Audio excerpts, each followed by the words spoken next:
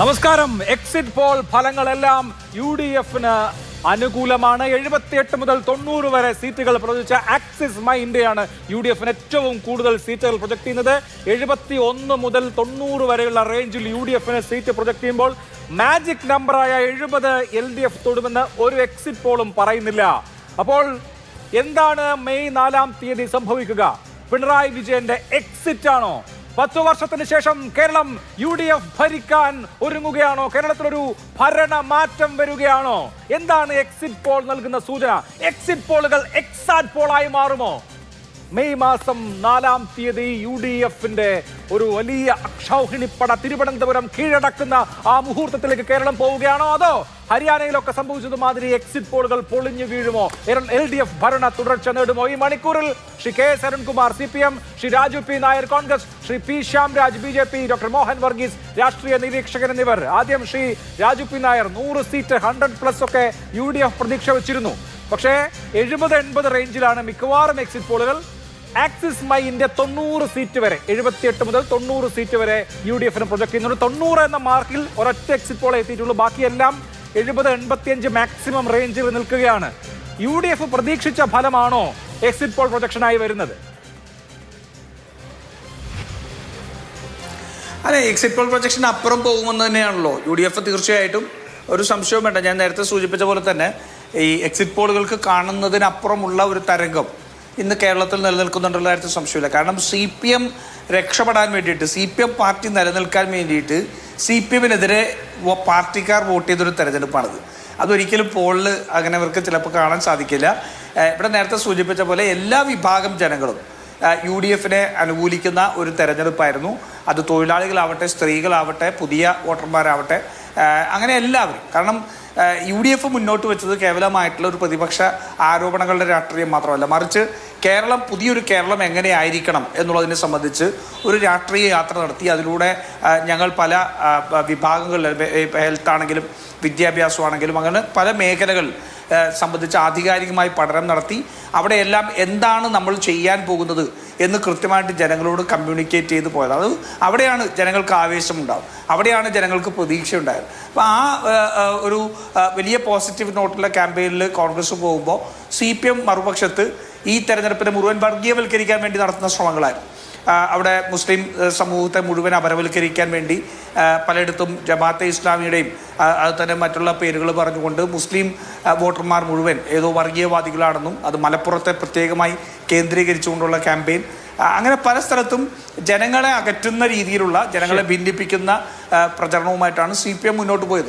CPMന് ഒരിക്കലും ഇവിടെ പറഞ്ഞ, നേരത്തെ അരുൺകുമാർ ഇവിടെ പറഞ്ഞ വലിയ നേട്ടങ്ങൾ ഇപ്പോൾ തെരഞ്ഞെടുപ്പിന് ശേഷമെങ്കിലും അത് നിർത്തണം എന്നുള്ളതാണ്. കാരണം എന്തായാലും തെരഞ്ഞെടുപ്പ് റിസൾട്ടൊന്നും വന്നിട്ടില്ലെങ്കിലും സൂചനകൾ വരുന്നത് അതെല്ലാം ജനങ്ങൾ തള്ളിക്കളഞ്ഞു എന്നുള്ളതാണ്. അപ്പം ജനങ്ങൾ തള്ളിക്കളഞ്ഞ രാഷ്ട്രീയം ഇനിയും പറയാതിരിക്കുന്നതാണ് നല്ലത്. ഞങ്ങൾ, പ്രത്യേകിച്ചും ഞാൻ ഒരു കോൺഗ്രസ്സുകാരൻ, ഇവിടുത്തെ LDF അല്ലെങ്കിൽ CPM എന്ന് പറയുന്ന പാർട്ടിയും CPI എന്ന് പറയുന്ന പാർട്ടികൾ കേരളത്തിൽ നിലനിൽക്കണം എന്ന് ആഗ്രഹിക്കുന്നവരാണ്. അങ്ങനെ ഉണ്ടെങ്കിൽ മാത്രമേ നമുക്ക് ഈ BJPയെ 0-ലേക്ക് കൊണ്ടത് കെട്ടാൻ പറ്റുള്ളൂ. കാരണം ഒരു ദ്വന്ദ്ം, LDF UDF ദ്വന്ദ്ം കേരളത്തിൽ അനിവാര്യമാണ്. അപ്പോൾ അതുകൊണ്ട് അവർ നിലനിൽക്കണം എന്ന് ആഗ്രഹിക്കുന്നവരാണ്. പക്ഷേ ഈ തെരഞ്ഞെടുപ്പിൻ്റെ റിസൾട്ടിൻ്റെ അല്ലെങ്കിൽ വരുന്ന സൂചനകൾ അവഗണിച്ചുകൊണ്ട് തങ്ങൾ പിടിച്ചത് തന്നെയാണ് തങ്ങൾ എന്നുള്ള നിലയിലേക്ക് പോയി കഴിഞ്ഞാൽ അത് CPMന്റെ വലിയ അധപ്പതനമായിരിക്കും.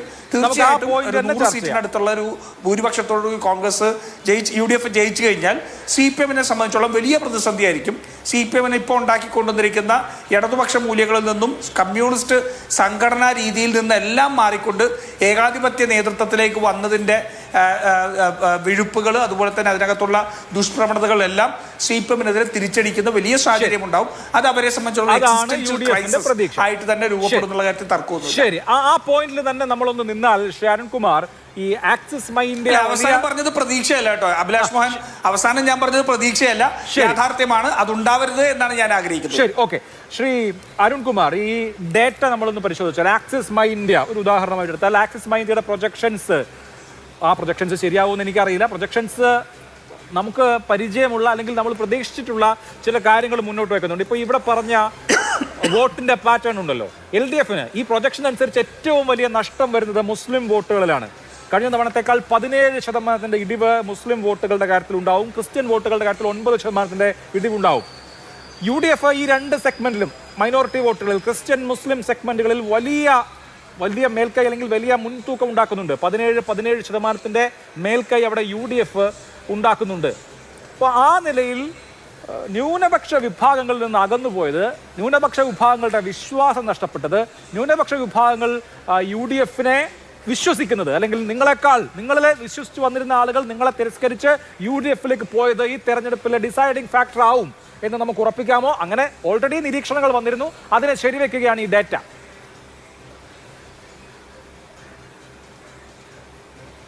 ഇവിടെ കോൺഗ്രസിൻ്റെ പ്രതിനിധി ഒരുപാട് സ്വപ്നം കാണുകയാണ്. CPMനെ ശുദ്ധീകരിക്കാൻ വേണ്ടി LDFിൻ്റെ വോട്ടുകൾ കോൺഗ്രസിന് കിട്ടി, അതുപോലെ മറ്റെല്ലാ വിഭാഗത്തിൻ്റെയും വോട്ടുകൾ കോൺഗ്രസിന് കിട്ടി. അപ്പം അങ്ങനെയൊക്കെ വരുമ്പോഴും 70 മുതൽ കഷ്ടി 80 വരെയേ പോകുന്നുള്ളൂ. ഒരൊറ്റ ചാനൽ മാത്രമാണല്ലോ 90 വരെ പ്രഡിക്റ്റ് ചെയ്തിട്ടുള്ളൂ. ബാക്കി എല്ലാ വോട്ടും കിട്ടി. CPMനെ ശുദ്ധീകരിക്കാൻ CPMൻ്റെ ഭൂരിഭാഗം വോട്ടും LDFിൻ്റെ വോട്ടും കിട്ടിയിട്ടും മറ്റെല്ലാ സാമുദായിക സംഘടനകളുടെയും ന്യൂനപക്ഷത്തിൻ്റെയൊക്കെ വോട്ട് കിട്ടിയിട്ടും 80-ൽ താഴെയാണ് എന്ന രൂപത്തിലേക്ക് കണക്ക് വരുമ്പോൾ നിങ്ങളുടെ വോട്ട് എങ്ങോട്ട് പോയി എന്നുള്ളതാണ് ഏറ്റവും വലിയ ഗൗരവമായിട്ടുള്ള പ്രശ്നം. ഇതൊക്കെ നിങ്ങൾക്ക് കണക്ക് കൂട്ടാം. ഈ വരുന്ന മെയ് മാസം 4-ാം തീയതി ഏകദേശം ഉച്ച വരെ നിങ്ങൾക്ക് കണക്ക് കൂട്ടാം. ഞങ്ങളെ സംബന്ധിച്ചിടത്തോളം ഈ 10 വർഷത്തെ ഭരണത്തിന്റെ നേട്ടത്തിന്റെ ഭാഗമായി ഞങ്ങൾ അഡ്രസ്സ് ചെയ്യാത്ത പ്രശ്നങ്ങളോ അഡ്രസ്സ് ചെയ്യാത്ത വിഭാഗങ്ങളോ ഇല്ല. അതുകൊണ്ട് ഏതെങ്കിലും ഒരു മേഖലയിൽ വോട്ട് കുറച്ച് കുറഞ്ഞാലും മറ്റു മേഖലയിൽ നിന്ന് ആ വോട്ട് ആർജിച്ചെടുക്കാൻ വേണ്ടിയിട്ടുള്ള നല്ല തന്ത്രപരമായിട്ടുള്ള ഇടപെടൽ ഞങ്ങൾ നടത്തിയിട്ടുണ്ട്. അതുകൊണ്ട് ഇത്തരത്തിലുള്ള ചോദ്യങ്ങൾക്ക് തന്നെ ഒരു പ്രസക്തിയില്ല.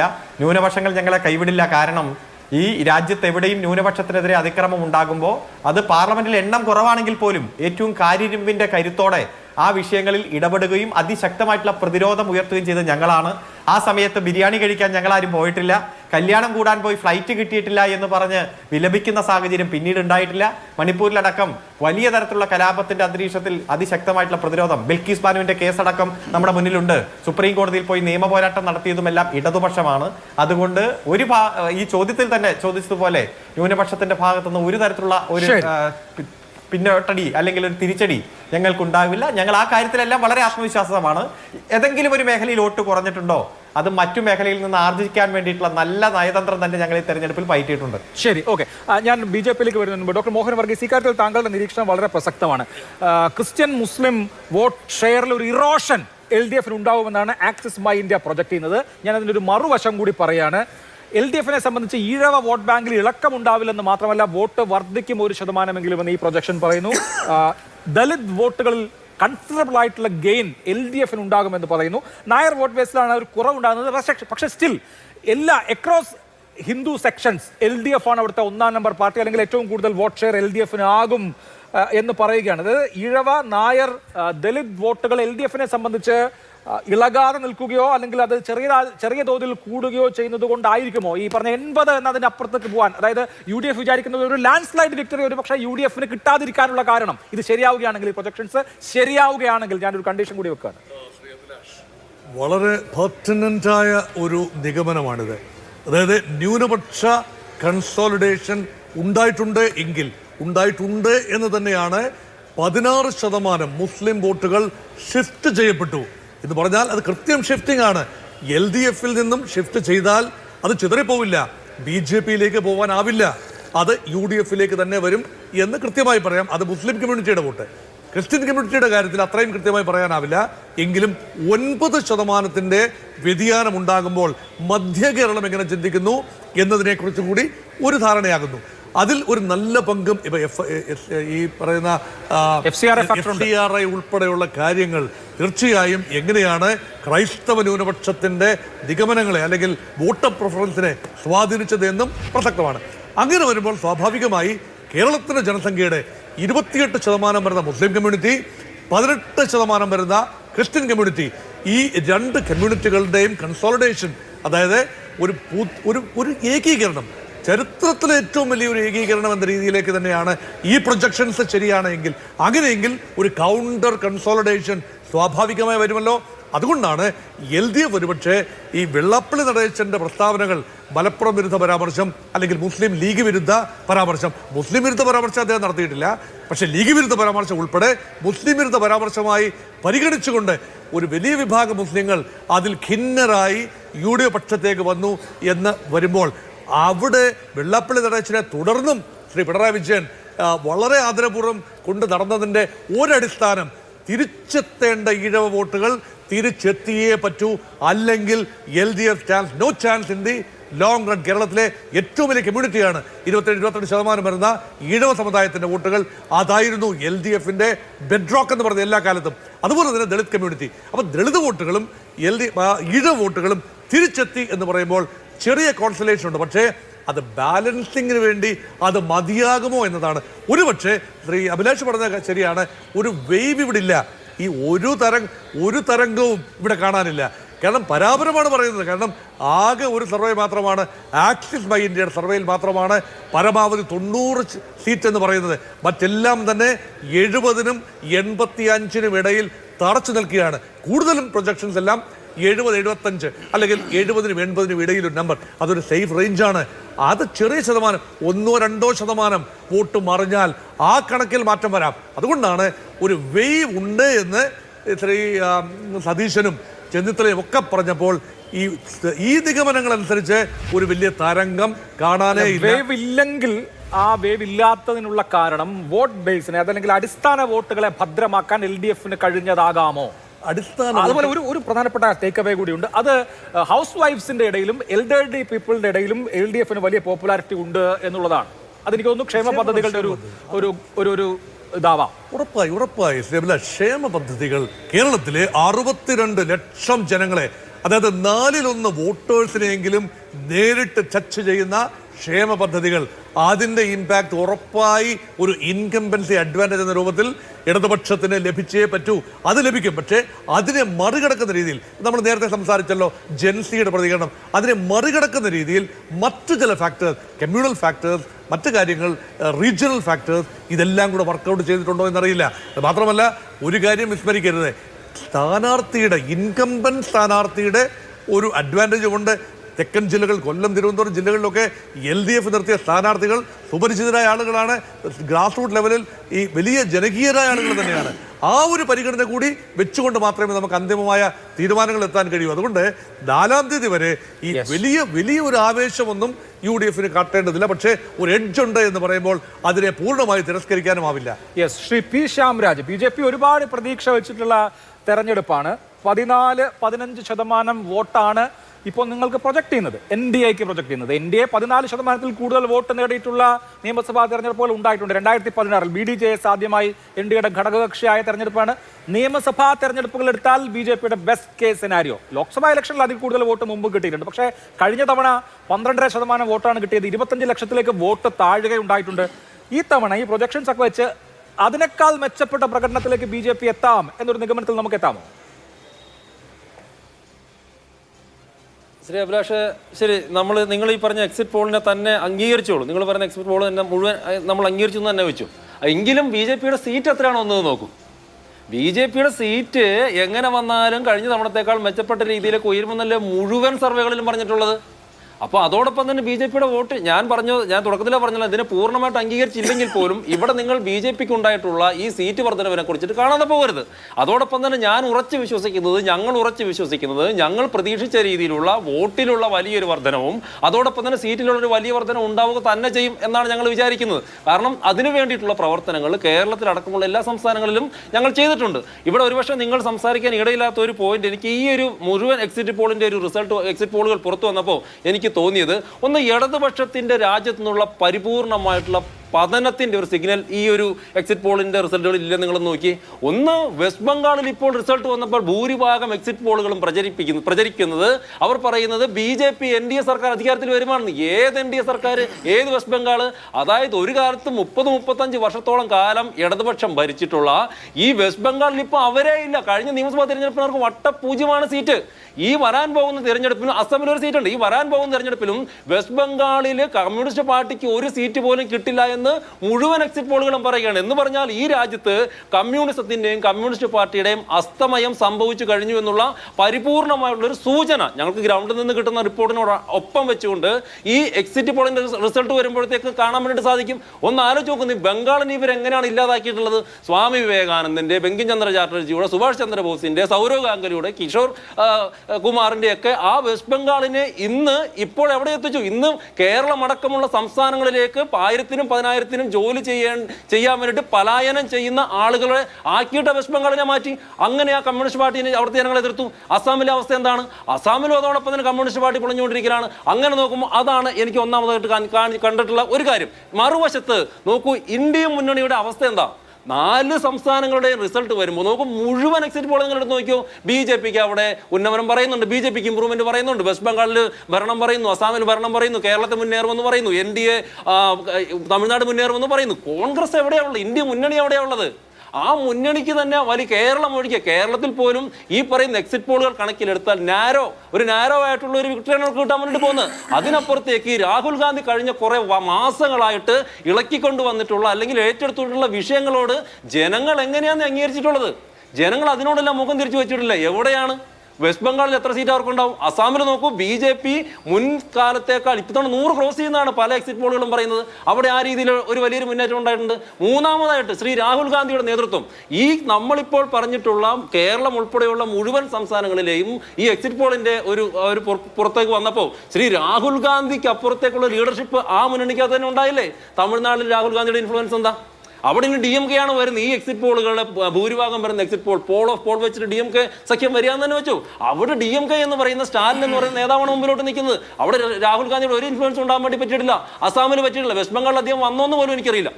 അവസാന ദിവസം വന്നിട്ടുണ്ടെന്ന് തോന്നുന്നു. അപ്പോൾ അത്തരത്തിലുള്ള വലിയൊരു കാഴ്ചപ്പാടും കൂടി ഒരു വിഷനും കൂടി ഈ എക്സിറ്റ് പോളുകളിൽ നിന്ന് കാണാൻ വേണ്ടി സാധിക്കുന്നുണ്ട് അഭിലാഷ്. അപ്പോൾ അതിനെ മറച്ചു വെച്ചുകൊണ്ടുള്ള ഒരു ചർച്ച നടക്കും എന്ന് എനിക്ക് തോന്നുന്നില്ല. എന്തായാലും 4-ാം തീയതിയിലെ റിസൾട്ട് വരുമ്പോൾ ഞങ്ങൾ പ്രതീക്ഷിച്ച രീതിയിലുള്ള ഒരു വലിയ ഒരു പേരോട് പറഞ്ഞിട്ട് നോക്കൂ, ഇപ്പൊ ജെൻസി ചെറുപ്പക്കാരെ കുറിച്ചിട്ടൊക്കെ ഉള്ള ഒരു ചർച്ച നമ്മൾ നടത്തുമ്പോൾ ഞാനിപ്പോൾ മാനന്തവാടിയിൽ ഇടതുപക്ഷം 72,000-ഓളം വോട്ടുകൾ വാങ്ങിയ ഒരു മണ്ഡലത്തിൽ മത്സരിച്ച ആളാണ്. അവിടെ എനിക്ക് നേരിട്ടുള്ള അനുഭവത്തിൽ പോലും ചെറുപ്പക്കാരായിട്ടുള്ള ആളുകൾ, ജെൻസികളായിട്ടുള്ള ആളുകൾ വലിയ മാറ്റമാണ് അവർക്കിടയിൽ ഉണ്ടായിട്ടുള്ളത്, പ്രത്യേകിച്ച് BJPക്ക് അനുകൂലമായിട്ട്. അപ്പോൾ ഏകപക്ഷീയമായിട്ട് ജെൻസികൾ അല്ലെങ്കിൽ പുതിയ ചെറുപ്പക്കാരെല്ലാം അവർക്ക് അനുകൂലമാകും എന്നൊക്കെ വെറുതെ പറഞ്ഞുകൊണ്ട് മാത്രം അങ്ങനെ ആകില്ല അഭിലാഷേ. ഞാൻ ഉറപ്പ് പറയുന്നു, വരാൻ പോകുന്ന 4-ാം തീയതിയിലെ റിസൾട്ട് വരുമ്പോൾ ഈ രാജ്യത്തെ ഈ സംസ്ഥാനത്തെ ജെൻസി ചെറുപ്പക്കാരുടെ, അമ്മമാരുടെ, വനിതമാരുടെയൊക്കെ വലിയ രീതിയിലുള്ള ഒരു പിന്തുണ BJPക്ക് NDAക്ക് തീർച്ചയായിട്ടും ഉണ്ടാവുക തന്നെ ചെയ്യും. ഒരു സംശയം വേണ്ട കാര്യത്തിൽ. ശരി, എന്തായാലും നമുക്ക് കാത്തിരുന്ന് കാണേണ്ട കാര്യമാണ്. ഏത് എക്സിറ്റ് പോൾ ആണ് ശരിയാവുക എന്നറിയില്ല. ഏറ്റവും ഒടുവിൽ ഇപ്പോൾ എഴുതി കാണിച്ച P-മാർക്കിന്റെ അഭിപ്രായ സർവേ അനുസരിച്ചാണെങ്കിൽ, എക്സിറ്റ് പോൾ അനുസരിച്ചാണെങ്കിൽ LDF 69, UDF 71 എന്ന നിലയിൽ പോലും വരാം. അങ്ങനെയാണെങ്കിൽ എന്തായിരിക്കും അവസ്ഥ? അത് കാത്തിരുന്ന് കാണേണ്ട ഒരു കാര്യമാണ്. ശ്രീ രാജു P. നായർ, നമുക്ക് കേരളത്തെക്കുറിച്ച് വിശദമായി ചർച്ച ചെയ്യാനുണ്ട്. പക്ഷെ ഇവിടെ സൂചിപ്പിച്ച ദേശീയ രാഷ്ട്രീയ സാഹചര്യം ഈ ഡേറ്റയുടെ അടിസ്ഥാനത്തിൽ ചർച്ച ചെയ്താൽ തമിഴ്നാട്ടിൽ DMKക്ക് അധികാര നഷ്ടം സംഭവിക്കാം. അത് കുറച്ച് കടന്ന പ്രവചനമായിട്ടാണ് എനിക്ക് തോന്നുന്നത്. അങ്ങനെ പോലും TVKയുടെ സാന്നിധ്യത്തിൽ അങ്ങനെ പോലും ഉള്ള ഒരു എക്സിറ്റ് പോൾ വന്നു. ഇതേ ആക്സിസ് മൈൻഡിൽ, അതായത് 90 സീറ്റ് ഇവിടെ UDFന് പ്രൊജക്ട് ചെയ്ത ആക്സിസ് തമിഴ്നാട് TVK ഭരിക്കും എന്ന് പറയുന്നു. ബംഗാളിൽ തൃണമൂൽ കോൺഗ്രസിന് ഭരണനഷ്ടമുണ്ടാകാം, BJP അധികാരത്തിലെത്തുമെന്ന് പകുതി എക്സിറ്റ് പോളുകൾ പറയുന്നു. പകുതി എക്സിറ്റ് പോളുകൾ തൃണമൂൽ ഭരണ തുടർച്ച ഉണ്ടാക്കുമെന്ന് പറയുന്നു. ആസാമിൽ എല്ലാ എക്സിറ്റ് പോളുകളും അവിടെ BJPയുടെ ഭരണ തുടർച്ച പ്രൊജക്ട് ചെയ്യാണ്. അപ്പോൾ ഈ തെരഞ്ഞെടുപ്പിൽ ഈ പ്രൊജക്ട് ചെയ്യുന്നത് പോലെയാണ് റിസൾട്ട് എങ്കിൽ കേരളം ഒഴികെയുള്ള സംസ്ഥാനങ്ങളെല്ലാം ഇന്ത്യ മുന്നണി ഘടകകക്ഷികൾക്ക് നഷ്ടമാവുന്ന നില. തമിഴ്നാട് DMKക്ക്, ദ്രാവിഡ രാഷ്ട്രീയത്തിന് DMKക്കും അതുപോലെ തന്നെ AIADMKക്കും അല്ലാതെ വേറൊരു പാർട്ടിക്ക് തമിഴ്നാട് വഴിമാറുകയാണെങ്കിൽ അതിന്റെ ഇമ്പാക്ട് എന്തായിരിക്കും? ബംഗാളിൽ BJP അധികാരത്തിലെത്തിയാൽ എന്തായിരിക്കും? ഇന്ത്യയുടെ പൊളിറ്റിക്കൽ മാപ്പ് തന്നെ മാറുന്ന ദിവസങ്ങളാണോ നമ്മൾ കാത്തിരിക്കുന്നത്? ഇല്ല, തമിഴ്നാട്ടിൽ അങ്ങനത്തെ ഒരു മാറ്റം ഉണ്ടാവുമെന്ന് ഞാൻ പ്രതീക്ഷിക്കുന്നില്ല. കാരണം തമിഴ്നാട്ടിലെ ആത്യന്തികമായിട്ടുള്ള രാഷ്ട്രീയം ഒരു BJP വിരുദ്ധ രാഷ്ട്രീയമാണ്. ആ BJP വിരുദ്ധ രാഷ്ട്രീയത്തിലേക്ക് പോകുമ്പോഴത്തേക്ക് ഈ TVKക്ക് വലിയ ഒരു പ്രചരണത്തിൽ വലിയ മേൽക്കൈ നേടാൻ സാധിച്ചു എന്നുള്ളത് ശരിയാണ്. പക്ഷേ വിജയ് എന്ന് പറയുന്ന ഒരു ക്യാരക്ടർ മാത്രമാണ് അവരെ സംബന്ധിച്ചോളം ഉള്ളത്. താഴത്തേക്കുള്ള മത്സരിക്കുന്ന സ്ഥാനാർത്ഥികളൊന്നും ആരാണെന്ന് പോലും സത്യം പറഞ്ഞാൽ ആർക്കെങ്കിലും അറിയാവോ എന്നുള്ള കാര്യത്തിൽ സംശയമുണ്ട്. അത് അതുകൊണ്ട് മാത്രം തോൽക്കണമെന്നൊന്നും പറയാൻ പറ്റില്ല. കാരണം ഇപ്പോൾ ആം ആദ്മി പാർട്ടി ഡൽഹിയിൽ മത്സരിക്കുമ്പോൾ കേജ്രിവാൾ മാത്രമായിരുന്നു, മറ്റാരെയും ആൾക്കാർക്ക് അറിയില്ലായിരുന്നു. പക്ഷേ തമിഴ്നാട്ടിൽ അങ്ങനെയല്ല. തമിഴ്നാട് കുറേ കൂടി പൊളിറ്റിക്കലാണ്. അങ്ങനെയുള്ളൊരു സ്ഥലത്ത് ഈ സ്ഥാനാർത്ഥികൾ, പ്രത്യേകിച്ച് DMKയുടെ ഒക്കെ മന്ത്രിമാരും ആയിരുന്നവരും MLAമാരും ഉള്ളിടത്ത് വലിയ രീതിയിൽ ജനസ്വാധീനമുള്ള നേതാക്കന്മാർ തന്നെയായിരുന്നു. അപ്പോൾ തീർച്ചയായിട്ടും രാഷ്ട്രീയമായിട്ട് ഇപ്പോൾ ഈ ഒരു ഇതിനപ്പുറമുള്ള രാഷ്ട്രീയമായിട്ടുള്ള വോട്ടുകൾ മുഴുവൻ DMKക്ക് അനുകൂലമായിട്ട് ഉണ്ടായിരിക്കുന്നു എന്നുള്ളതാണ് ഞങ്ങൾ മനസ്സിലാക്കുന്നത്. DMKക്കും കോൺഗ്രസിനും ഉൾപ്പെടെ അവിടെ വലിയ വിജയം തന്നെയാണ് ആവർത്തിക്കാൻ പോകുന്നുള്ള കാര്യത്തിൽ എനിക്ക് തർക്കമൊന്നുമില്ല. ടി വിക്ക് ചിലപ്പോൾ കുറച്ച് സീറ്റുകൾ നേടാൻ ചിലപ്പോൾ സാധിച്ചേക്കാം. പക്ഷെ പലയിടത്തും അത് സ്പോയിലറായി മാറാനാണ് സാധ്യത. ആ സ്പോയിലർ ആവുന്നത് മിക്കവാറും AIDMK സഖ്യത്തിൽ തന്നെയായിരിക്കും എന്നുള്ളതാണ് എനിക്ക് തോന്നുന്ന കണക്ക്. പിന്നെ ബംഗാളിൽ വലിയ ഒരു രാഷ്ട്രീയ മാറ്റത്തിനുള്ള ഒരു വേദി ഉണ്ടായിരുന്നു എന്ന് വെച്ചാൽ ഒരു പക്ഷേ ഉണ്ട്, തീർച്ചയായിട്ടും സംശയമൊന്നുമില്ല. കാരണം ഞങ്ങൾ പ്രചരണ കാലത്ത് പറഞ്ഞ പോലെ തന്നെ ഈ ഏകാധിപത്യത്തിൻ്റെ രണ്ട് മുഖങ്ങളായിട്ടും അല്ലെങ്കിൽ അഴിമതിയുടെ രണ്ട് മുഖങ്ങളായിട്ട് തന്നെയാണ് BJPയും അതുപോലെ തന്നെ മമതാ ബാനർജിയും അവിടെ ഉണ്ടായിരുന്നത്. തീർച്ചയായിട്ടും അവിടെ കോൺഗ്രസും അല്ലെങ്കിൽ CPM അപ്രസക്തരായി പോയിട്ടുണ്ട്. കോൺഗ്രസും 0 സീറ്റായിരുന്നു ഉണ്ടായിരുന്നത്. ഞങ്ങൾ ഇപ്രാവശ്യം രണ്ട് കൂട്ടരും സഖ്യത്തിലല്ലാതെ മത്സരിക്കാൻ തീരുമാനിച്ചു. കോൺഗ്രസിനെ സംബന്ധിച്ചോളം പശ്ചിമ ബംഗാളിലുള്ളത് ഞങ്ങൾക്ക് ഒരു മൂന്നാം ശക്തിയായിട്ട് കരുത്തായിട്ട് മാറാൻ കഴിയുന്ന രാഷ്ട്രീയം ഉണ്ടാക്കിയെടുക്കുക എന്നുള്ളതാണ്. തീർച്ചയായിട്ടും അതിനുള്ള ശ്രമം നടന്നിട്ടുണ്ട്. അത് ഒരു 2 അക്കത്തിലേക്ക് മേലേക്ക് കടക്കുന്ന രീതിയിലേക്ക് കോൺഗ്രസിന് അവിടെ സീറ്റുകൾ വിജയിക്കാൻ കഴിയുമെന്ന് തന്നെയാണ് ഞങ്ങളുടെ പ്രതീക്ഷ. പിന്നെ ആസമാണ്. ആസം സ്വാഭാവികമായിട്ടും ഞാനത് എഴുതി തള്ളുന്നൊന്നുമില്ല. പക്ഷേ ഇതിനൊക്കെ അപ്പുറമുള്ള വലിയൊരു രാഷ്ട്രീയം അവിടെ ഉണ്ട്. അവിടെ വലിയ രീതിയിലുള്ള വിഭജന രാഷ്ട്രീയം നടക്കുന്ന ഒരു സ്ഥലമാണ്. ജനങ്ങളെ മുഴുവൻ ഭിന്നിപ്പിച്ചുകൊണ്ടുള്ള, ഇപ്പോൾ അറിയാലോ, ഒരു സമൂഹത്തെ മുഴുവൻ അന്വൽക്കരിക്കാൻ വേണ്ടി സംസ്ഥാനത്തിൻ്റെ മുഖ്യമന്ത്രി തന്നെ മുസ്ലിം സമൂഹത്തെ പ്രകോപിപ്പിക്കുക എന്ന ആഹ്വാനം ചെയ്യുന്ന കാഴ്ച തന്നെ നമ്മൾ കണ്ടു. അപ്പോൾ വലിയ രീതിയിൽ ഇന്ന് ഈ വർഗീയ രാഷ്ട്രീയം ജനങ്ങളുടെ ഇടയിലേക്ക് വലിയ വിദ്വേഷവും ഉണ്ടാക്കിയെടുത്തൊരു കാലമുണ്ട്.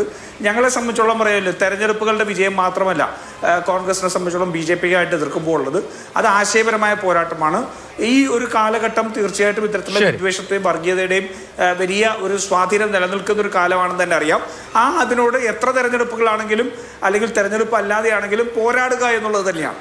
അതല്ലാതെ ഞങ്ങളതിനകത്ത് ഇപ്പോൾ ഈ സമയത്ത് പോലും നിങ്ങൾക്കറിയാലോ, രാഹുൽ ഗാന്ധി ആൻഡമാൻ നിക്കോബാർ ഐലൻഡിലാണ്. അവിടെ തെരഞ്ഞെടുപ്പ് ഉണ്ടായിട്ടില്ല. മറിച്ച് ആൻഡമാൻ നിക്കോബാറിൻ്റെ മുഴുവൻ കാടുകളെയും ഏകദേശം 100 കണക്കിന് സ്ക്വയർ കിലോമീറ്ററുള്ള കാടുകളെ മുഴുവൻ അദാനിക്ക് വേണ്ടി വെട്ടി നശിപ്പിക്കാൻ പോകുന്ന പ്രകൃതി അപമാനിക്കുന്ന ഒരു രാഷ്ട്രീയത്തിൻ്റെ എതിരൊക്കെയായിട്ട് ഒറ്റയാൾ ശബ്ദമായിട്ട് ഇന്ന് രാഹുൽ ഗാന്ധി അവിടെ നിൽക്കുകയാണ്. അതുകൊണ്ട് തെരഞ്ഞെടുപ്പുകൾ മാത്രമല്ല BJPയോടുള്ള പോരാട്ടം, അതൊരു ആശയ പോരാട്ടം തന്നെയാണ്. ആശയ പോരാട്ടം ആത്യന്തികമായി കോൺഗ്രസിനും അല്ലെങ്കിൽ മതസൗഹാർദ്ദത്തിനും മതേതരത്വത്തിലെ വിജയമായിട്ട് തന്നെ മാറുന്നുള്ളത് തന്നെയാണ് എനിക്ക് തോന്നുന്നത്. ശരി, എനിക്കൊരൊറ്റ ഇടവേള വേണം. ഇടവേളയ്ക്ക് ശേഷം ഞാൻ അരുൺകുമാറിലേക്ക് ചർച്ചയിലേക്ക് വന്നു. പക്ഷേ അരുൺകുമാർ, കേവലം ഒരു തെരഞ്ഞെടുപ്പിന്റെ റിസൾട്ട് മാത്രമല്ല, നമ്മൾ കമ്മ്യൂണിസ്റ്റ് പാർട്ടി ഓഫ് ഇന്ത്യ മാർക്സിസ്റ്റിന്റെ അല്ലെങ്കിൽ കമ്മ്യൂണിസ്റ്റ് പാർട്ടി ഓഫ് ഇന്ത്യയുടെ അവസ്ഥ പരിഗണിച്ചാൽ ഇവിടെ പശ്ചിമ ബംഗാളിന്റെ കാര്യം പറഞ്ഞു. 2011 തോക്കുമ്പോൾ 40% വോട്ടുണ്ടായിരുന്നു.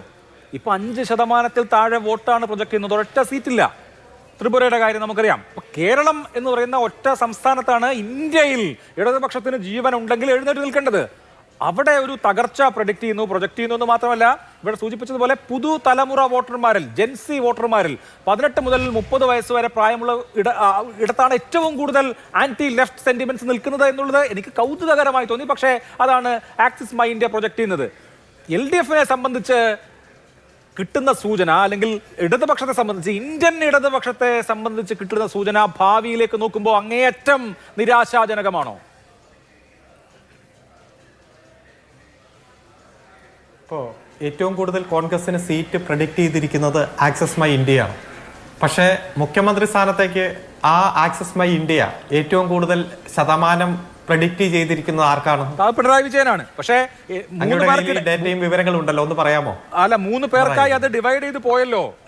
ഏതെങ്കിലും ഒരു ചാനൽ പറഞ്ഞോളൂ.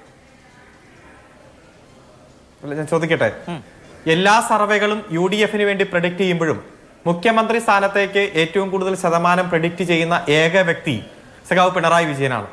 മറ്റൊരു ചാനലും പിണറായി വിജയന് പകരമായി ഈ UDFന് ഇത്ര സീറ്റ് പറയുമ്പോഴും UDFന്റെ പ്രതിനിധിയായി ഒരാളെയും പിണറായി വിജയനേക്കാൾ കൂടുതൽ ശതമാനം കൊടുക്കുന്ന, ഒരു 0.1% പോലും കൊടുക്കുന്ന ഒരു സാഹചര്യം ഉണ്ടായിട്ടില്ല. അതിൽ നിന്ന് മനസ്സിലാക്കുന്നത് ഭരണവിരുദ്ധ വികാരം ഇവിടെ ഇല്ല എന്നതാണ്. മുന്നിൽ നിന്ന് നയിച്ച പിണറായി വിജയനെ തന്നെ ഈ കേരളത്തിലെ ജനങ്ങൾ മുഖ്യമന്ത്രിയായി കാണണം. ഏറ്റവും കൂടുതൽ ശതമാനം, അതായത് 90 സീറ്റ് പ്രൊഡക്റ്റ് ചെയ്യുമ്പോഴും ശ്രീ പിണറായി വിജയനും തൊട്ടു പുറകിലുള്ള VD സതീശനും തമ്മിലുള്ള വ്യത്യാസം അങ്ങേക്ക് കൃത്യമായിട്ട് മനസ്സിലാക്കാൻ കഴിയും. അപ്പോൾ ഭരണവിരുദ്ധ വികാരം ഇല്ല എന്നത് തന്നെയാണ് അതിന്റെ അർത്ഥം.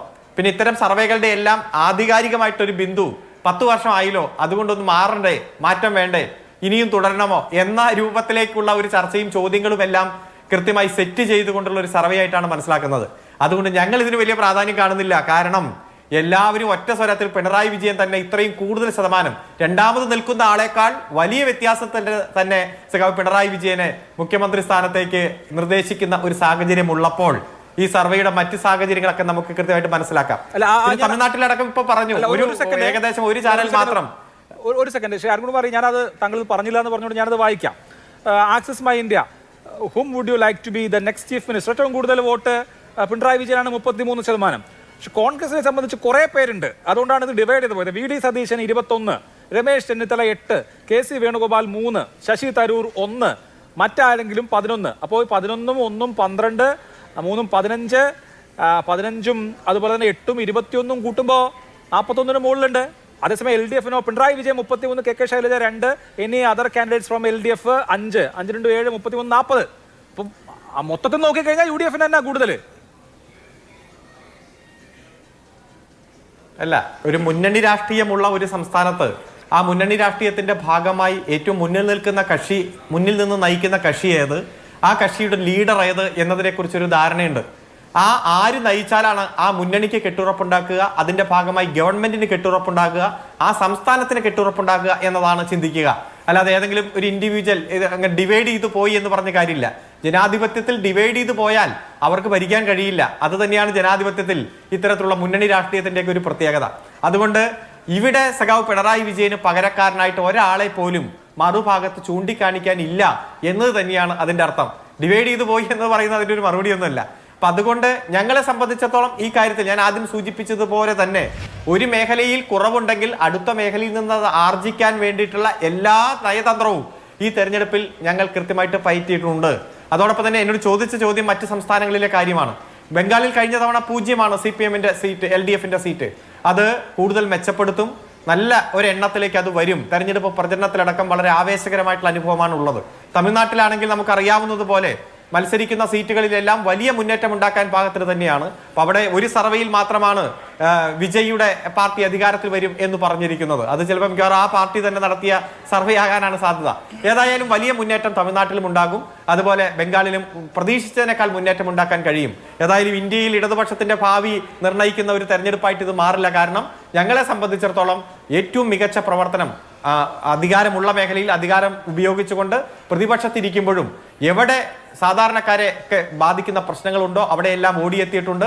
പാർലമെന്റിലടക്കമുള്ള സംവാദങ്ങൾ എടുത്തു നോക്കുക, ഇടപെടൽ എടുത്തു നോക്കുക, അതുപോലെ തന്നെ രാജ്യത്തിൽ എവിടെയെല്ലാം ഏറ്റവും സാധാരണക്കാർ പാർശ്വവൽക്കരിക്കപ്പെട്ടവർ വേട്ടയാടിയിട്ടുണ്ടോ അവിടെയെല്ലാം എത്തി പ്രതിഷേധത്തിന്റെ പുതിയ തലങ്ങൾ സൃഷ്ടിച്ചത് ഞങ്ങളാണ്. സുപ്രീം കോടതി എടുത്തു നോക്കുക, എത്രയോ നിയമ പോരാട്ടം നമ്മൾ നടത്തി. അതുപോലെ ബിൽക്കീസ് ബാലുവിന്റെ കേസുമായി ബന്ധപ്പെട്ടുകൊണ്ട്, ഇലക്ട്രൽ ബോണ്ടുമായി ബന്ധപ്പെട്ടുകൊണ്ട്, ബുൾഡോസർ രാജുമായി ബന്ധപ്പെട്ടുകൊണ്ടെല്ലാം ഞങ്ങൾ നടത്തിയ നിയമ പോരാട്ടം തന്നെയാണ് ഈ രാജ്യത്തെ യഥാർത്ഥ പ്രതിപക്ഷത്തിന്റെ ശബ്ദമായി അത് അലയടിച്ചു ഉയർന്നത്. അതുകൊണ്ട് എക്സിസ് പോളൊക്കെ ഇവിടെ നിൽക്കട്ടെ, 4-5 ദിവസം കഴിഞ്ഞ് നമുക്ക് ചർച്ചയുടെ ഭാഗമായി ഏറ്റവും ആത്മവിശ്വാസത്തോടെ ഞങ്ങൾ ഈ ഫലത്തെ നോക്കി. ഏത് രാഷ്ട്രീയ പാർട്ടിയും തെരഞ്ഞെടുപ്പിൽ തോക്കുന്നത് കൊണ്ട് രാഷ്ട്രീയ പ്രസക്തി അവസാനിക്കുന്ന ഒന്നല്ല. ഇടതുപക്ഷത്തെ സംബന്ധിച്ച് എല്ലാ സംസ്ഥാനങ്ങളും തോറ്റാലും രാഷ്ട്രീയമായ പ്രസക്തിയുണ്ട്. കോൺഗ്രസിനും അങ്ങനെ തന്നെയാണ്, അതിലൊന്നും എനിക്ക് തർക്കമില്ല. ശ്രീ മോഹൻ വർഗീസ്, ഇവിടെ അരുൺ ചൂണ്ടിക്കാണിച്ച ആ ഫാക്ടറിലേക്ക് വന്നാൽ ആരാകണം മുഖ്യമന്ത്രി? 33% പേർ പിണറായി വിജയൻ എന്ന് പറയുമ്പോൾ 21% പേർ VD സതീശൻ എന്ന് പറയുന്നത്. അതിന് കാരണം ഒരു സിംഗിൾ CM ഫിഗറിനെ കോൺഗ്രസ് ഉയർത്തി കാണിച്ചിരുന്നില്ല. പക്ഷേ അതിൽ ഏറ്റവും കൂടുതൽ കോൺഗ്രസ്സുകാരിൽ VD സതീശനാണ് താനും. അപ്പോൾ പിണറായി വിജയൻ എന്ന ഒരാളെ മുൻനിർത്തി LDF വോട്ട് തേടി. UDF അങ്ങനെ ആയിരുന്നില്ല. യഥാർത്ഥത്തിൽ അത് UDF-ന് ഗുണം ചെയ്തോ ദോഷം ചെയ്തോ?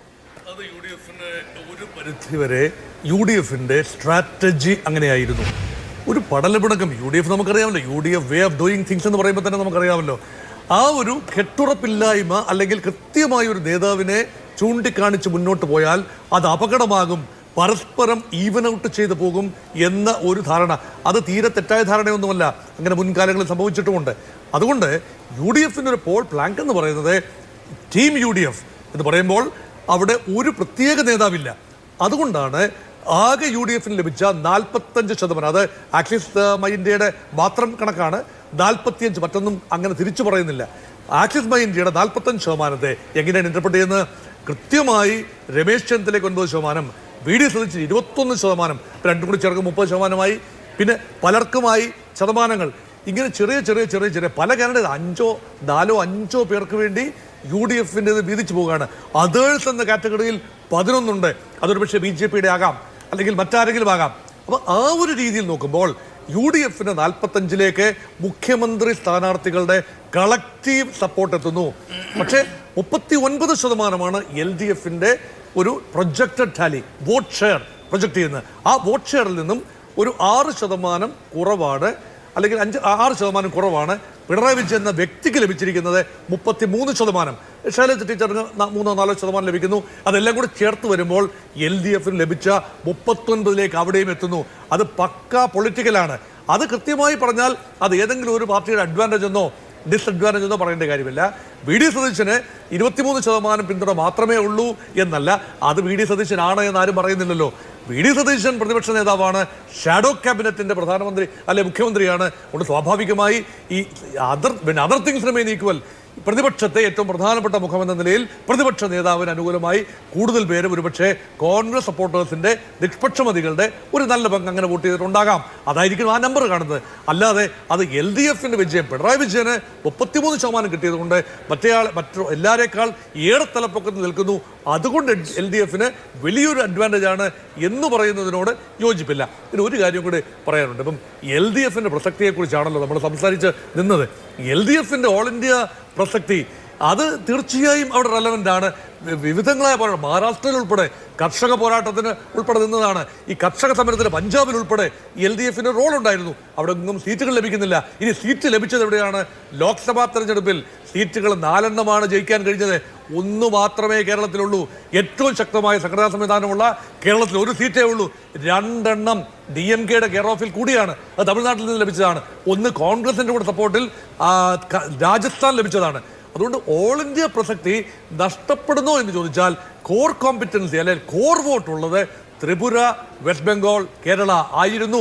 അവിടങ്ങളിൽ എവിടെങ്കിലും കാര്യമായി കാലിടറിയാൽ ഇടതുപക്ഷത്തിന്റെ പ്രസക്തി പോയി. മറ്റേതെല്ലാം പിഗി ബാക്ക് റൈഡിംഗ് ആണ്. രാജസ്ഥാൻ ഇടതുപക്ഷത്തിന് കിട്ടുന്നു, അല്ലെങ്കിൽ തമിഴ്നാട്ടിൽ കിട്ടുന്നു. അത് അവർ മുഖ്യകക്ഷി ആയതുകൊണ്ടല്ല, ചില പോക്കറ്റുകൾ ഉണ്ടെന്ന് സമ്മതിക്കുന്നു. അതുകൊണ്ട് ഒരുപക്ഷെ ആ ഡിബേറ്റും ഒരുപക്ഷെ ഇതോടൊപ്പം തന്നെ ചേർന്നു. കാരണം കേരളവും ബംഗാളും ഒരുമിച്ചാണ് വോട്ടിങ്ങിന് പോയത് എന്നുകൂടി ഓർക്കണം. അതുകൊണ്ട് LDFന്റെ പൊളിറ്റിക്കൽ ഒരു റെലവൻസ് ഒരുപക്ഷെ കൂടുതൽ ആഴത്തിൽ ഇനിയിപ്പോൾ തെരഞ്ഞെടുപ്പ് ഫലം വന്നതിന് ശേഷം ഡിബേറ്റ് ചെയ്യേണ്ടി വന്നിരും. പക്ഷേ ഇപ്പോഴും കേരളത്തിൽ LDFന്റെ സംഘടനാ സംവിധാനം ഇൻടാക്ട് ആണ് എന്ന് തന്നെയാണ് കാട്ടുന്നത്. ശരി, ഒറ്റ ഇടവേള കൂടിയുണ്ട്. ഇടവേളയ്ക്ക് ശേഷം മടങ്ങിയെത്താം. ചർച്ചയിലേക്ക് വീണ്ടും. എന്താണ് റിസൾട്ട് എന്ന് നമ്മൾ മെയ് 4-ാം തീയതി അറിയുകയുള്ളൂ. ഇപ്പോൾ വരുന്നത് പ്രൊജക്ഷൻസ് ആണ്. ആ പ്രൊജക്ഷൻസ് UDFന് എല്ലാ എക്സിറ്റ് പോളുകളും UDF കേരളം ഭരിക്കുമെന്ന് പറയുന്നു. ഒരു എക്സിറ്റ് പോളും ഹങ് അസംബ്ലി പോലും പറയുന്നില്ല. പക്ഷേ വലിയ ഭൂരിപക്ഷം ആരും പറയുന്നില്ല. പരമാവധി UDFന് 90 സീറ്റ് കൊടുത്തിട്ടുള്ളത് ആക്സിസ് മൈ ഇന്ത്യയാണ്. കഴിഞ്ഞ തവണ ആക്സിസ് മൈ ഇന്ത്യയുടെ പ്രഡിക്ഷൻസ് കൂടി ഞാനൊന്ന് പറയാം. 120 സീറ്റുകൾ വരെ LDFന് എന്നുള്ളതായിരുന്നു കഴിഞ്ഞ തവണത്തെ ആക്സിസ് മൈ ഇന്ത്യയുടെ പ്രഡിക്ഷൻ. എന്തായാലും LDFന് കിട്ടിയത് 99 സീറ്റാണ്. അവരുടെ ലോവർ മാർജിൻ 102 മുതൽ 120 സീറ്റ് വരെ LDFന് എന്നാണ് 2021 ആക്സിസ് മൈ ഇന്ത്യ പ്രഡിക്ട് ചെയ്തത്. ഇത്തവണ 78 മുതൽ 90 വരെ എന്ന് ആക്സിസ് മൈ ഇന്ത്യ പ്രഡിക്ട് ചെയ്യുമ്പോൾ അതിനപ്പുറം പോകാമോ? ഒരു വേവ് ഉണ്ടെങ്കിൽ അതിനപ്പുറവും പോകാം. വേവ് ഇല്ലെങ്കിൽ ഒരു പക്ഷേ അതാത് മണ്ഡലങ്ങളിലെ മത്സരം വളരെ നിർണായകമാകും. ശ്രീ ശ്യാം ഇലക്ഷനിൽ മത്സരിച്ച ആളാണല്ലോ. BJPയുടെ പ്രോസ്പെക്ട്സ് താങ്കൾ നേരത്തെ വിശദീകരിക്കുകയുണ്ടായി. കേരളത്തിൽ UDFന് അനുകൂലമായി ഭരണവിരുദ്ധ വികാരത്തിന്റെ ഒരു കടുത്ത തരംഗം ഉള്ളതായി തോന്നുന്നുണ്ടോ? പ്രത്യേകിച്ച് മലബാർ മേഖലയിലൊക്കെ ഒരു UDF വേവ് എന്നാണ് UDF നേതാക്കളൊക്കെ അവകാശപ്പെടുന്നത്. ഒരു രാഷ്ട്രീയ നിരീക്ഷകനായിട്ട് ഒന്ന് പറഞ്ഞു നോക്കൂ.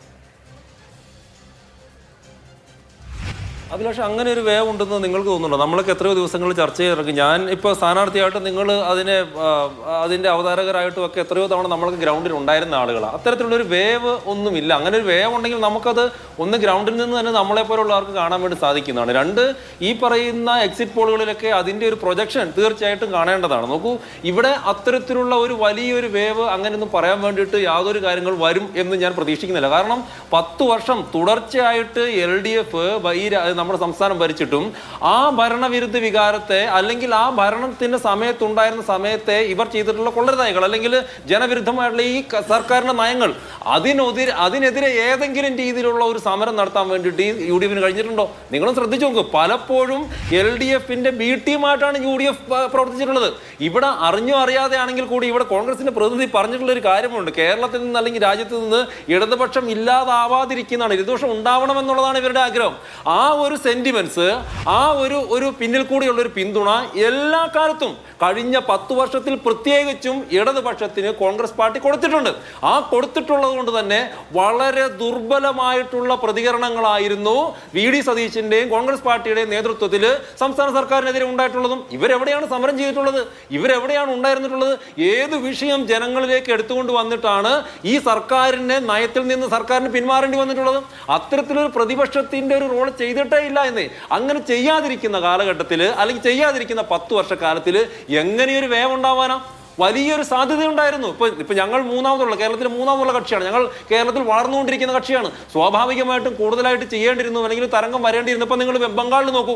ബംഗാളിൽ രണ്ടാമതിരുന്ന കക്ഷി എന്നുള്ള രീതിയിൽ സ്വാഭാവികമായിട്ടും അതിന്റെ സർക്കാർ വിരുദ്ധ വികാരങ്ങളും സർക്കാരിനെ തുറന്നു കാട്ടാൻ വേണ്ടിയിട്ട് BJP കൊണ്ട് സാധിച്ചിട്ടുണ്ട്. പക്ഷെ മറുവശത്ത് കേരളത്തിൽ അതിനെ കൊണ്ട് സാധിച്ചിട്ടുണ്ട്. കേരളത്തിൽ കോൺഗ്രസിനെ കൊണ്ട് അല്ലെങ്കിൽ UDF കൊണ്ട് സാധിച്ചിട്ടുണ്ടോ?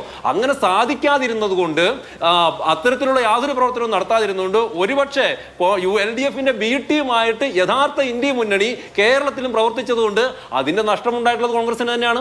ഇവരിത് ഇനിയും മനസ്സിലാക്കിയിട്ടില്ലെന്നേ. ഇവരുടെ വിചാരം വെറുതെ നാഴികയ്ക്ക് 40 വട്ടവും BJP-ക്കെതിരെ പറഞ്ഞാൽ വോട്ട് കിട്ടും. ഞാൻ ഒരു കാര്യം കൂടി പറയാം. ഇവിടെ കോൺഗ്രസിന്റെ പ്രതിനിധി പറഞ്ഞിട്ടൊരു വാക്കുണ്ട്. അല്ല, കഴിഞ്ഞ ഒറ്റ പോയിന്റ്, പ്രധാനപ്പെട്ട ഒരു പോയിന്റാണ്. ഒന്ന്, ബംഗാളിൽ ഏകാധിപത്യത്തിന്റെ 2 മുഖങ്ങൾ എന്ന് അദ്ദേഹം പറയണം. നോക്കൂ, ദേവ്ദീപ് ചാറ്റർജി ബംഗാളില് തൃണമൂൽ കോൺഗ്രസ്സുകാർ കൊലപ്പെടുത്തിയിട്ടുള്ള കോൺഗ്രസിന്റെ പ്രവർത്തന 2-3 ദിവസം മുമ്പ് ശ്രീ രാഹുൽ ഗാന്ധി പറഞ്ഞ എന്താ? ബംഗാളിൽ ഭീകരതയാണ് മമതാ ബാനർജി നടത്തുന്നതെന്നാ. ഞാൻ ചോദിക്കട്ടെ, ഇവിടെ ഗുജറാത്തില് രാജസ്ഥാനിലൊക്കെ BJP-യും കോൺഗ്രസും നേരിട്ട് രാഷ്ട്രീയപരമായിട്ട് ഏറ്റുമുട്ടുന്ന സംസ്ഥാനങ്ങളില്ലേ? അവിടെ ഇത്തരത്തിലുള്ള എത്ര ആക്രമണം ഉണ്ടായിട്ടുണ്ട്? അപ്പോ ഒരു വശത്ത് നിങ്ങളുടെ പ്രവർത്തകരെ തന്നെ തൃണമൂൽ കോൺഗ്രസിന്റെ ആളുകൾ ഇല്ലാതാക്കിയപ്പോ നിങ്ങൾ ക്രൂരമായിട്ട് അവരുടെ ആക്രമണത്തിന് ഇരയാകുമ്പോഴും നിങ്ങൾക്ക് അവരെ ഒപ്പോസ് ചെയ്യാൻ വേണ്ടി പറ്റുന്നില്ല. ഈ രാജ്യത്തുടനീളം സംഘപരിവാരത്തിനെതിരെ BJP-ക്കെതിരെ പറഞ്ഞാൽ വോട്ട് കിട്ടുമെന്ന് പറയുന്നത് കരുതിയിട്ട് ഇത്തരത്തിലുള്ള നുണപ്രചാരണം നടന്നുകൊണ്ടിരിക്കുന്നത്. ഇനി ഇത് തന്നെ രാജസ്ഥാനിലെ ഒരു എക്സാമ്പിൾ കൊണ്ട് എടുത്തിട്ടുണ്ടെങ്കിൽ അവിടെ CPM-ന് ഒരു MP ഉണ്ട്. ആ ഒരു MP ഇവരുടെ സംസ്ഥാന സെക്രട്ടറിയും കൂടിയാണ് അവിടെ നിന്നുള്ളത്. ആ ഒരു MP ഉണ്ടായിട്ടും നോക്കൂ, കേരളത്തിന്റെ പോലെ ഒരു രാഷ്ട്രീയ സ്ഥിതി ആണെങ്കിൽ അവിടെ അവർ എത്രയൊക്കെ രീതിയിലുള്ള ആക്രമണം ഉണ്ടാവണം. പക്ഷേ ഏതെങ്കിലും രീതിയിലുള്ള ഒരു ചെറിയൊരു മണൽത്തരി എടുത്തിട്ടെങ്കിലും അദ്ദേഹത്തിന്റെ ഓഫീസിനെ അറിയപ്പെട്ടിട്ടുണ്ടോ? കാരണം അവിടെ ഭരിക്കുന്നത് BJP-ആണ്, അവിടെ മെജോറിറ്റി ഉള്ളത് BJP-ആണ്. ഈ ആക്രമണ രാഷ്ട്രീയം എന്ന് പറയുന്നത്, അല്ലെങ്കിൽ ഈ പറയുന്ന ഏകാധിപത്യത്തിന്റെ മുഖം എന്നൊക്കെ പറയുന്നത് ഞങ്ങളുടെ ഒരു ചിന്തയല്ല. പക്ഷെ മറുവശത്ത് കമ്മ്യൂണിസ്റ്റ് പാർട്ടി ചെയ്തത്, തൃണമൂൽ കോൺഗ്രസ് ചെയ്തത് ഇത്തരത്തിൽ എല്ലാ അക്രമങ്ങളാണ്. ഇതിനെ തുറന്നു കാട്ടാൻ വേണ്ടിയിട്ട് കോൺഗ്രസ് പാർട്ടിയെ കൊണ്ട് കഴിഞ്ഞിട്ടില്ല. ഈ യാഥാർത്ഥ്യം പുറത്തേക്ക് കൊണ്ടുവരാൻ വേണ്ടി കമ്മ്യൂണിസ്റ്റ് പാർട്ടിയെ കൊണ്ട് കഴിഞ്ഞിട്ടില്ല. അതിന്റെ പരിണിത ഫലമാണ് ഇവർ അനുഭവിക്കുന്നത്. അതായത് ലക്ഷ്യമില്ലാതെ വെറുതെ എങ്ങോട്ടേക്കോ അമ്പ് ചെയ്തപ്പോ ലക്ഷ്യത്തിലേക്ക് അമ്പ് കൊണ്ടില്ല.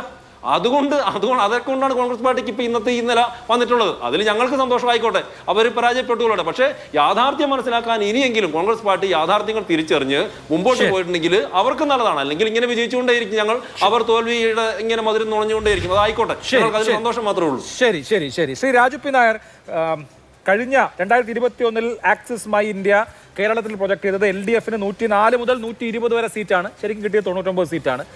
ഞാൻ നേരത്തെ പറഞ്ഞതുപോലെ 400 പാറാണ് കഴിഞ്ഞ ലോക്സഭാ തെരഞ്ഞെടുപ്പിൽ NDA-ക്ക് പ്രൊജക്ട് ചെയ്തത്. കിട്ടിയത് എത്രയാണെന്ന് നമുക്കറിയാം, 292 NDA-യുടെ നമ്പർ, BJP-യുടെ നമ്പർ 240 എന്ന് പറഞ്ഞാൽ കുറച്ച് ഓവറാണ് പൊതുവെ ആക്സിസ് മൈ ഇന്ത്യ. അപ്പോൾ ഇപ്പോൾ ഇവർ മാക്സിമം നൽകിയിരിക്കുന്നത് 90 അത് കുറച്ച് കൂടി പോവോ? 70-80 റേഞ്ചിലാണ് വിജയം എങ്കിൽ, ഭരണവിരുദ്ധ വികാരമുണ്ട്, 10 കൊല്ലമായി ഭരിക്കുന്ന സർക്കാരാണ്, എന്നിട്ടും ആ റേഞ്ചിലെ വിജയം ഉള്ളൂ എങ്കിൽ അതിലൊരു ആത്മപരിശോധന നടത്തുമോ? ഒരാളെ പ്രൊജക്ട് ചെയ്യാതിരുന്നതായിരിക്കുമോ ഒരു പക്ഷേ ഒരു വലിയ തരംഗം ഉണ്ടാകാതിരിക്കുകയാണെങ്കിൽ ഉണ്ടാകാതിരിക്കാനുള്ള കാരണം? അല്ല, ഞങ്ങൾ പറഞ്ഞല്ലോ, ഞങ്ങൾ ഇപ്പോഴും 98 സീറ്റുമേൽ 100 സീറ്റിനടുത്ത് ഞങ്ങൾ ജയിക്കും എന്നുള്ളത് തന്നെയാണ് ഞങ്ങളുടെ പ്രതീക്ഷ. അതിനകത്തൊന്നും ആ പ്രതീക്ഷയ്ക്ക് യാതൊരു മാറ്റവും വന്നിട്ടില്ല. തീർച്ചയായിട്ടും ഞാൻ നേരത്തെ സൂചിപ്പിച്ച പോലെ CPM-ന്റെ ഇവിടെ ഇപ്പോൾ പ്രധാനപ്പെട്ട വിഷയം എന്താണെന്നറിയോ? CPM-നെ സംബന്ധിച്ചോളം CPM ഇടതുപക്ഷമായിട്ട് നിലനിൽക്കണമെന്ന് ഞങ്ങൾ ആഗ്രഹിക്കുകയാണ്. പക്ഷെ ജനം ഇന്ന് കോൺഗ്രസ് ആണ് ഇടതുപക്ഷം എന്ന് പറയുകയാണ്. അതാണ് പ്രശ്നം. ജനമൊക്കെ പറയുന്നത് ഇന്ന് കോൺഗ്രസ് ആണ് ഇടതുപക്ഷം. നയങ്ങളിൽ, പരിപാടികളിൽ, അതുപോലെ തന്നെ എടുക്കുന്ന രാഷ്ട്രീയ നിലപാടുകളിലെല്ലാം ഇന്ന് CPM തീവ്ര വലതുപക്ഷമായിട്ട് മാറിയിരിക്കുകയാണ്. ഞാൻ ചോദിക്കുന്നത്, സിൽവർ ലൈൻ പോലൊരു പദ്ധതി നടപ്പാക്കാൻ ശ്രമിച്ച CPM-നെ ഇടതുപക്ഷമായിട്ട് ആരെങ്കിലും കണക്കാക്കുന്നുണ്ടോ? അതല്ലെങ്കിൽ KSRTC-ക്ക് കൊടുക്കേണ്ട ശമ്പളം കൊടുക്കേണ്ട സർക്കാരിൻ്റെ ബാധ്യതയല്ല എന്ന് പറയുന്നവരെ ഇടതുപക്ഷമായിട്ട് കണക്കാക്കാൻ സാധിക്കുമോ? അലനും താഹയും പോലെയുള്ളവരെ ജയിലിലടച്ച CPM-നെ ഇടതുപക്ഷമായിട്ട് ആരെങ്കിലും കാണാൻ സാധിക്കും? ഇപ്പോൾ ഇവിടെ പ്രശ്നം ഇടതുപക്ഷമല്ല എന്നുള്ളതാണ്. 92 സീറ്റ് കോൺഗ്രസ് കിട്ടുമ്പോൾ പിണറായി വിജയൻ മുഖ്യമന്ത്രിയാവുന്ന അരുണിന് ആശ്വസിക്കാം. അതിന് കുഴപ്പമൊന്നുമില്ല. കാരണം അദ്ദേഹത്തിന് 26 സീറ്റ് 33% കണ്ടോ സർവേയിൽ കിട്ടിയല്ലോ. അപ്പോൾ അതുകൊണ്ട് 92 സീറ്റ് കോൺഗ്രസിന് ഇരിക്കുമ്പോൾ പിണറായി വിജയൻ മുഖ്യമന്ത്രിയാവുന്ന അരുൺ ചിന്തിച്ചോട്ടെ. അതിന് കുഴപ്പമൊന്നുമില്ല. പക്ഷേ ഇവിടെ ഞങ്ങളെ സംബന്ധിച്ചിടത്തോളം ഞങ്ങൾ ജനങ്ങളുടെ മുന്നിലേക്ക് വെച്ച രാഷ്ട്രീയം ജനങ്ങൾ ഏറ്റെടുത്തിട്ടുണ്ട്. തീർച്ചയായിട്ടും ഈ സർക്കാരിനെതിരായിട്ടുള്ള വലിയ ജനവികാരം അത് ഉണ്ടായിട്ടുണ്ടെന്നുള്ള കാര്യത്തിൽ യാതൊരു തർക്കവുമില്ല. അതാണ് ഞാൻ പറഞ്ഞത്.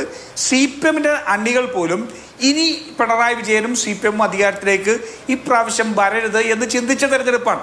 അതൊന്നും ഈ പറയുന്ന അഭിപ്രായ സർവേയിൽ വ്യക്തമായിട്ട് കാണാൻ കഴിയുന്ന ഡൈനാമിക്സ് അല്ല, അതിനപ്പുറമുള്ള ഡൈനാമിക്സ് അതിനകത്തുണ്ട്. അതുപോലെ തന്നെ പുതിയ തലമുറ ഇവരെ സംബന്ധിച്ചോളം വളരെ കൃത്യമായിട്ട് അവരിൽ നിന്ന് അകന്നുപോയി എന്നുള്ള കാര്യത്തിൽ തർക്കമൊന്നുമില്ല. അതിനകത്ത് ശബരിമലയിൽ അവർ എടുത്ത നിലപാട്, യുവതീ പ്രവേശനവുമായിട്ട് ബന്ധപ്പെട്ട് എടുത്ത നിലപാടുണ്ട്. ഈ പുതിയ തലമുറ CPM ആദ്യത്തെ നിലപാടിനോട് ഐക്യദാർഢ്യം പ്രഖ്യാപിച്ച് കഴിഞ്ഞ തെരഞ്ഞെടുപ്പിൽ അവരോടൊപ്പം ഉറച്ചു നിന്നിരുന്നതാണ്. അവർ മനസ്സിലായി CPM ഇതേ ഒരു ഇരട്ടത്താപ്പാണ് അതിനകത്ത് കാണിച്ചത് എന്ന് മനസ്സിലായപ്പോൾ അതിൽ നിന്ന് ആ പുതിയ തലമുറയും മാറിയിട്ടുണ്ട്.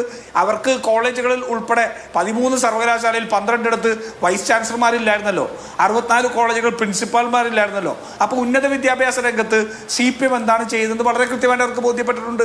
അപ്പോൾ അത്തരത്തിലുള്ള പിന്നെ അതുപോലെ മതന്യൂനപക്ഷം അരുൺകുമാർ ഇപ്പോൾ അവിടെ ഇതിനെക്കുറിച്ചെല്ലാം മറ്റു പല സ്ഥലങ്ങളിലൊക്കെ നടപ്പുണ്ട്. പക്ഷേ ഇവിടെ വെള്ളാപ്പള്ളി ഗണേശനെ കാറി കയറ്റിക്കൊണ്ട് നടന്നതല്ലേ. അപ്പം അവിടെ പറഞ്ഞിട്ട് കാര്യമില്ലല്ലോ. ഇവിടെ ആൾക്കാർ കാണുന്നത് എന്താ? വെള്ളാപ്പള്ളി നടേശനെ പോലെ ഒരു വർഗീയവാദിയെ കാറിൽ കയറ്റി കൊണ്ടുപോകുന്ന പിണറായി വിജയനെ കാണുന്ന മതന്യൂനപക്ഷം BJPയോട് ഭയക്കുന്ന പോലെ തന്നെ CPM ഭയന്നിട്ടുണ്ട്, പിണറായി വിജയനെ ഭയന്നിട്ടുണ്ട്. അതുകൊണ്ടാണ് ന്യൂനപക്ഷ ഏകീകരണം ഇപ്രാവശ്യം കോൺഗ്രസിനും UDF അനുകൂലമായിട്ട് വന്നിട്ടുള്ളത്. തീർച്ചയായിട്ടും ഈ പറയുന്ന എല്ലാ ഡൈനാമിക്സും ഒരുമിച്ച് വർക്കൗട്ട് ചെയ്യുമ്പോൾ ഞങ്ങൾ 98-100 സീറ്റിലേക്ക് ഞങ്ങൾ എത്തുന്നുള്ള കാര്യത്തിൽ ഞങ്ങൾക്ക് യാതൊരു സംശയവുമില്ല. അതുകൊണ്ട് ഭരണവിരുദ്ധ വികാരം ഉണ്ടായിട്ടില്ല എന്നുള്ളതൊന്നും ഈ സർവേയിൽ പറയുന്ന കാര്യങ്ങളല്ല. അതിനൊക്കെ അപ്പുറം ഉള്ള ഡൈനാമിക്സ് ഈ തെരഞ്ഞെടുപ്പിൽ വർക്കൗട്ട് ചെയ്തിട്ടുണ്ട്, ഒരു സംശയവും. ശരി, അരുൺകുമാർ, തോൽക്കുകയാണെങ്കിൽ കുറെ കാര്യങ്ങൾ തിരുത്തേണ്ടി വരുമല്ലോ. എന്തുകൊണ്ട് ന്യൂനപക്ഷ ഏകീകരണം ഉണ്ടാകുന്നു എന്ന ചോദ്യം ഞാൻ ഈ ഡേറ്റയുടെ അടിസ്ഥാനത്തിലാണ് സംസാരിക്കുന്നത്. മെയ് 4 ആ ഡേറ്റ വേറെയാണെങ്കിൽ സ്വാഭാവികമായിട്ട് ആ ചോദ്യം അപ്രസക്തമാവും. ന്യൂനപക്ഷ ഏകീകരണം ഉണ്ടായിട്ടുണ്ടെങ്കിൽ വെറുതെ ഉണ്ടാവില്ലല്ലോ. 2016 2021 നിങ്ങൾ വോട്ട് ചെയ്ത ആളുകൾ ഇപ്പോൾ മറിച്ച് ചിന്തിക്കുന്നുണ്ടെങ്കിൽ അതിന് കാരണമുണ്ട്. അപ്പോൾ അത് അഡ്രസ്സ് ചെയ്യാൻ തദ്ദേശ തെരഞ്ഞെടുപ്പിന് ശേഷം അത് അഡ്രസ്സ് ചെയ്തില്ല. ഭൂരിപക്ഷ വർഗീയതയെ പ്രീണിപ്പിക്കുകയാണെന്നുള്ള വലിയ ആരോപണമുണ്ട്. അപ്പോൾ സ്വാഭാവികമായിട്ടും ആ കാര്യങ്ങളൊക്കെ വിലയിരുത്തി അത് അഡ്രസ്സ് ചെയ്ത് പോകേണ്ടി വരില്ലേ CPM? നമുക്കെന്തായാലും പരിശോധിക്കാം. ഇപ്പോൾ ഇന്ത്യയുടെ ചരിത്രത്തിൽ തന്നെ ഏറ്റവും കൂടുതൽ ജനകീയമായിട്ട് പ്രവർത്തിച്ച സർക്കാരാണല്ലോ 1957 ആദ്യത്തെ കമ്മ്യൂണിസ്റ്റ് ഗവൺമെന്റ്. നമുക്കറിയാം, ഒരു സംവാദത്തിന് ഇപ്പം ഞാൻ സമയം മാറ്റിവെക്കുന്നില്ല. ഭൂപരിഷ്കരണം മുതലെങ്ങ് എടുത്തു നോക്കിയാൽ ആ 2 വർഷം കൊണ്ട് നടപ്പാക്കിയ നിരവധി വികസന പ്രവർത്തനങ്ങൾ നമ്മുടെ മുന്നിലുണ്ട്. ഈ കേരളത്തിന്റെ തന്നെ ഇപ്പോഴത്തെ നിലനിൽപ്പിന്റെ ഒരു അടിസ്ഥാനം ആ ഗവൺമെന്റിന്റെ ഇടപെടലും നിയമനിർമ്മാണവുമാണല്ലോ. ആ ഗവൺമെന്റ് കേന്ദ്ര ഗവൺമെന്റ് പിരിച്ചുവിട്ടതിന് ശേഷം പിന്നെ തിരിച്ചു വരാൻ വീണ്ടും 5-8 വർഷം കാത്തിരിക്കേണ്ടി വന്നു. പിന്നെ 2 കൊല്ലം ഭരിച്ച് വീണ്ടും 11 കൊല്ലം കാത്തിരിക്കേണ്ടി വന്ന സാഹചര്യമൊക്കെ കേരളത്തിന്റെ ചരിത്രം പരിശോധിച്ചാൽ നമുക്കറിയാം. ഞങ്ങളെ സംബന്ധിച്ചിടത്തോളം ഭരണമുണ്ടെങ്കിൽ മാത്രമേ ഇടതുപക്ഷത്തിന് നിലനിൽക്കാൻ കഴിയൂ എന്നൊന്നും നിങ്ങൾ ഇപ്പോഴും എഴുതി തള്ളല്ലേ. ഈ രാജ്യത്ത് ഏത് തരത്തിലുള്ള കർഷക പ്രക്ഷോഭം നടന്നാലും, അതുപോലെ തന്നെ മറ്റു ബഹുജന പ്രക്ഷോഭം നടന്നാലും, തൊഴിലാളികളുടെ പ്രക്ഷോഭം നടന്നാലും, എവിടെ പാർശ്വവൽക്കരിക്കപ്പെട്ടവരുടെ വേദന കണ്ടറിഞ്ഞ് ഓടിയെത്തുന്നത് ഇടതുപക്ഷം തന്നെയാണ്. അതുപോലെ തന്നെ പാർലമെന്റിനെയും നീതിന്യായ സംവിധാനങ്ങളെയും എല്ലാം ഏറ്റവും ഫലപ്രദമായി വിനിയോഗിക്കുന്നതും ഇടതുപക്ഷമാണ്. ഞങ്ങളെ സംബന്ധിച്ചിടത്തോളം എടുത്ത ശരിയായ നിലപാടാണ് ഓരോ ഘട്ടത്തിലും എടുത്തത്. ആ ശരി ചിലപ്പോൾ അംഗീകരിക്കപ്പെട്ടെന്നിരിക്കാം, ചിലപ്പോൾ അംഗീകരിക്കപ്പെടാതിരിക്കാം. ഞങ്ങളുടെ ശരി വളരെ വൈകി തിരിച്ചറിഞ്ഞ ജനസമൂഹത്തെയും നമ്മൾ പല ഘട്ടത്തിലും കണ്ടിട്ടുണ്ട്. അതുകൊണ്ട് ഞങ്ങൾ ശരിയായ നിലപാടുമായിട്ട് തന്നെ തിരിച്ചു പോകും, മുന്നോട്ട് പോകും. ജനങ്ങളോട് കൂടുതൽ സംവദിക്കും, ജനങ്ങളുടെ ഇടയിൽ പ്രവർത്തിക്കും. അതിനിടയിൽ ജനങ്ങൾ ഞങ്ങളെ കൈവിടില്ല. കാരണം ഞങ്ങളെ സംബന്ധിച്ചിടത്തോളം തെരഞ്ഞെടുപ്പ് എന്ന് പറഞ്ഞാൽ ഞങ്ങളുടെ യഥാർത്ഥ രാഷ്ട്രീയം ജനങ്ങളിൽ എത്തിക്കാൻ, ഞങ്ങളുടെ യഥാർത്ഥ ലക്ഷ്യപൂർത്തീകരണത്തിന് വേണ്ടി കൂടുതൽ ജനങ്ങളോട് അടുക്കാൻ വേണ്ടിയിട്ട് ഒരു മാർഗമായിട്ടാണ് ഞങ്ങൾ കാണുന്നത്. അത് നന്നായി തന്നെ ഞങ്ങൾ നിർവഹിച്ചിട്ടുണ്ട്, ജനങ്ങൾക്ക് കൊടുത്ത വാക്കു പാലിച്ചിട്ടുണ്ട്. അതുകൊണ്ട് ആ അംഗീകാരം, അതിനുള്ള ഒരു കൃത്യമായിട്ടുള്ള അംഗീകാരം ജനങ്ങളുടെ ഭാഗത്ത് ഉണ്ടാകുമെന്ന് ഞങ്ങൾ മനസ്സിലാക്കുന്നു. അതുകൊണ്ട് ഇപ്പോഴേ ഞങ്ങൾ എഴുതിത്തള്ള നിങ്ങൾ തയ്യാറാകേണ്ടതില്ല. ഇപ്പോൾ വന്നിരിക്കുന്ന ജനാംഗീകാരമൊക്കെ വരട്ടെ. പല സർവേകൾ ഞാൻ ആദ്യം തുടക്കത്തിൽ സൂചിപ്പിച്ചതുപോലെ കഴിഞ്ഞ തവണ 33 പേരെ ഞങ്ങളെ തോപ്പിച്ച അവർ മന്ത്രിമാരായി മാറി, പിന്നെ MLA-മാരായി മാറി. നമ്മൾ MM മണിയുടെ അടക്കം സാഹചര്യം നമ്മൾ പറഞ്ഞു, MP രാജേഷിന്റെ അടക്കം സാഹചര്യം പറഞ്ഞു. അതുകൊണ്ട് 4-ാം തീയതി നമുക്കിരിക്കാം. ഞങ്ങൾ വളരെ ആത്മവിശ്വാസത്തോടെ 3ാം ഭരണ തുടർച്ചയിലേക്ക് കൂടുതൽ മാൻഡേറ്റോടെ ഞങ്ങൾ ഭരിക്കുമെന്ന് തന്നെയാണ് ഞങ്ങൾ വിശ്വസിക്കുന്നത്. അപ്പോൾ 4-ാം തീയതി നമുക്ക് കാണാം. നല്ല ആത്മവിശ്വാസമുണ്ട് LDF-ന്, UDF-ന് അതിനേക്കാൾ വലിയ ആത്മവിശ്വാസമുണ്ട്. അതുകൊണ്ട് ഞാൻ പ്രവചനത്തിലൊന്നും മുതിരുന്നില്ല. ഒരു ഇടവേളയുണ്ട്, ഇടവേളയ്ക്ക് ശേഷം മടങ്ങിയെത്താം. ചർച്ച അവസാന ഘട്ടത്തിലാണ്. ശ്രീ മോഹൻ വർഗീസ്, ഈ സർവേകൾ പ്രൊജക്ട് ചെയ്യുന്നതിന് ഒരു പൊതു സ്വഭാവം 70 മുതൽ 90 വരെ സീറ്റുകൾ, അതിൽ 90 എന്ന് പറയുന്ന ഒറ്റ ഏജൻസിയെ പറഞ്ഞിട്ടുള്ളൂ. ഭൂരിഭാഗം സർവേകളും 70-നും ഒരു 82-നും ഇടയ്ക്ക് നിൽക്കുകയാണ്.